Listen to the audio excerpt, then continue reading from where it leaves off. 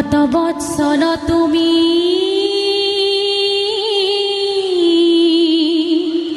প্ৰভু নাৰায়ণ গজেন্দে শৰণ লইলে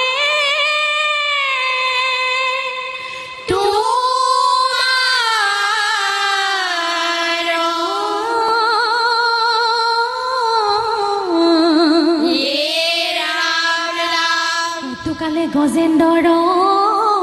বল হইল হানি গ্ৰাহৰ বাহিল বল প্ৰিয়া সাদ পানী শান্ত ভইল গজৰাজ যুঁজি